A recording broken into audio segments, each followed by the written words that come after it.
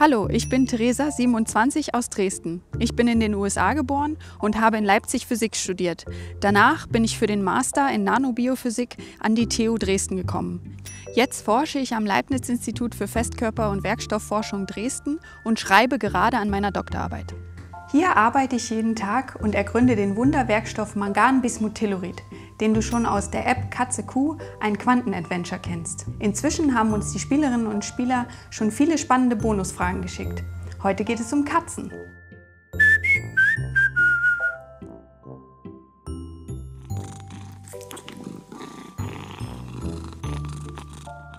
Der 11-jährige Abdel aus England hat gefragt, wofür steht das Q in Katze-Kuh?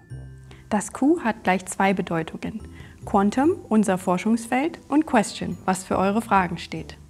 Die 17-jährige Damon aus China und der 13-jährige Mustermann aus Dresden möchten wissen, warum ist die Katze in der App Katze-Kuh halbtot?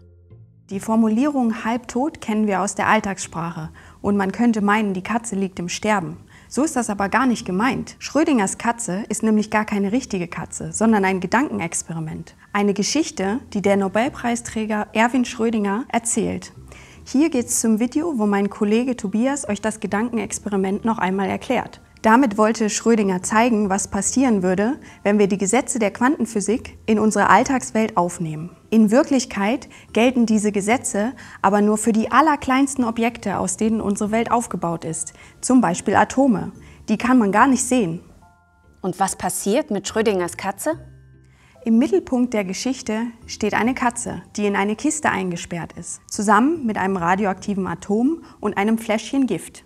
Eine Höllenmaschine. Die Kiste hat keine Fenster, man kann also nicht hineinschauen. Wenn das radioaktive Atom zerfällt, wird das Gift freigesetzt. Wann genau das passiert, wissen wir aber nicht. Denn der radioaktive Zerfall gehorcht den Gesetzen der Quantenphysik und ist vom Zufall bestimmt. Ist die Katze also nach einer Stunde tot oder lebendig? Die überraschende Antwort lautet, sie ist beides gleichzeitig, tot und lebendig.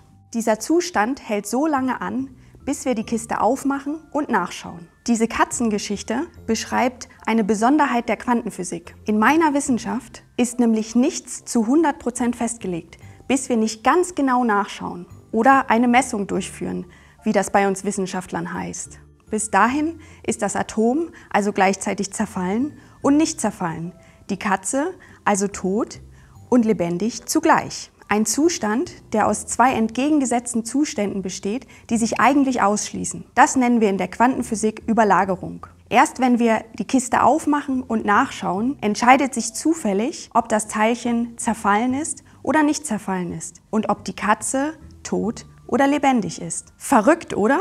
Aus unserer Alltagswelt kennen wir das überhaupt nicht. Das ist eine Besonderheit aus der Quantenphysik. In der Welt der allerkleinsten Teilchen ist sowas völlig normal.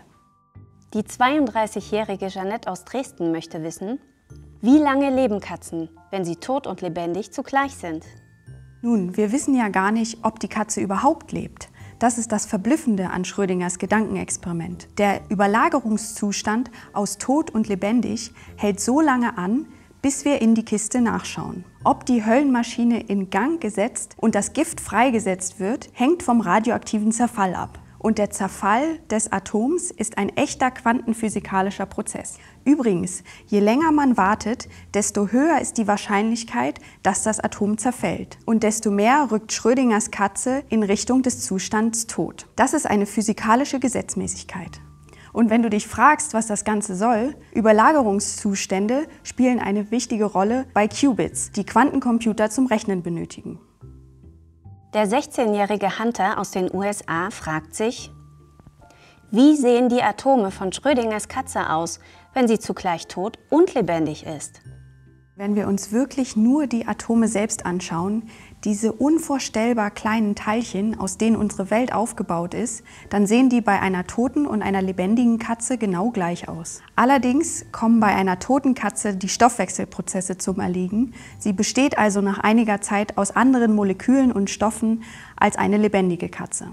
Wesentlich bei Schrödingers Gedankenspiel ist aber nicht das Aussehen, sondern was ganz anderes. Wer wissen will, wie die Katze aussieht, muss in der Box nachschauen. Im Überlagerungszustand kann man der Katze also kein Aussehen zuordnen. Wenn wir nachschauen, wird der Überlagerungszustand aus tot und lebendig aufgelöst. In der Wissenschaft nennen wir das Messen. Die 13-jährige Rudrapriya aus Indien möchte mehr über Quantenphysik wissen und warum Schrödinger in seinem Experiment überhaupt eine Katze genommen hat. Warum kein anderes Tier? Ich freue mich über dein Interesse, Rudrapriya. Vielleicht werden wir ja bald Kolleginnen. Aber zu deiner Frage. Wir wissen nicht, ob Erwin ein Katzenfreund war. Wir wissen nur, dass er 2 Hunde hatte, die er aber aus seinem Gedankenexperiment heraushalten wollte. Mit seiner berühmten Katze wollte Schrödinger zeigen, wie verrückt die Gesetze der Quantenphysik sind und wie überraschend es wäre, wenn wir diese auf unseren Alltag anwenden. Denn sie unterscheiden sich fundamental von allem, was wir kennen. Vielleicht hat er sich für eine Katze entschieden, weil viele Menschen Katzen mögen und ihnen deshalb das Gedankenexperiment nahegehen würde. Und damit hatte er ja auch recht. Wir reden ja immer noch darüber. Die 15-jährige Melli aus Vietnam hat uns gefragt, warum Katzen eigentlich so süß sind. Nun, dafür gibt es viele Gründe und die haben nichts mit Quantenphysik zu tun. Sie schnurren schön, wenn man ihr weiches Fell streichelt. Sie haben kleine, niedliche Tatzen, eine süße Stupsnase und große, runde Augen. Fast wie menschliche Kleinkinder. In der Psychologie und Biologie spricht man deshalb vom Kindchenschema, das positive Gefühle und Zuwendung hervorruft. Es liegt also in unserer Natur. Und die hier ist ja auch so süß. Noch viel Spaß mit Katze Kuh und bis zum nächsten Video mit euren Fragen.